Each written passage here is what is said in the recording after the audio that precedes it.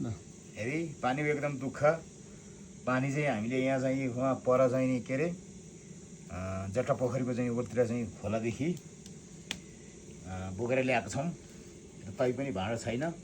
2 लिटरको भाँडामा त्यसपछि 1 लिटर जम्मा 3 लिटर पानीले सबै थोक गरेर चाहिँ नि भात पकाउनेदेखि लिएर सबै थोक गरेर जानुपर्ने स्थिति छ। खाना पकाउनु, तरकारी पकाउने सबै थोकलाई चाहिँ 2-3 लिटर पानीले पुर्याउनु पर्ने स्थिति छ। खानाको पानी औँजी पानी खानै नपाइन्छ यस ठाउँमा। त्यस्तो छ गाइज। हेरे एकदम चाहिँ नि दुःख भयो। एकदम चाहिँ नि के अरे यो एकदम दुःखको नै हो। एक त चाहिँ नि यो भगवानको चाहिँ नि के भन्छ चाहिँ नि ठाउँमा आउनलाई दुःख गर्नुपर्छ, सुख गरेर आउने होइन।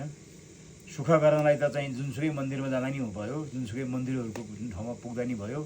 तर यो विशेष गरी 4600 चान्चुनको हाइटमा 5 पोखरी, 4300 चान्चुनको हाइटमा जट्टा पोखरी रहेको ठाउँ, भौगोलिक हिसाबले भएको ठाउँ रहेछ यो। त्यस कारणले चाहिँ नि यो म चाहिँ योभन्दा चाहिँ 40 वर्ष अगाडि चाहिँ यो ठाउँमा चाहिँ प्रवेश गरेका थिएँ र 40 वर्ष पछाडि यो ठाउँको चाहिँ म अवलोकन गर्दैछु। सबभन्दा पनि देउताकै चाहिँ नि महादेवकै दर्शन गर्नको लागि यो दुःख गरेँ हो मैले।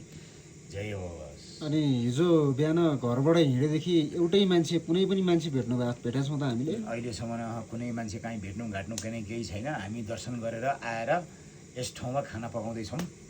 अब यसबाट भोलि बिहान हामी के गर्छौँ भने भोलि बिहान हामी चाहिँ नि आफ्नो गाउँ गन्तव्यतिर लाग्छौँ। हामी भनेपछि चरोमुसो कोही पनि छैन मान्छे? चरोमुसो केही चाहिँ पुरै जङ्गलमा छौँ।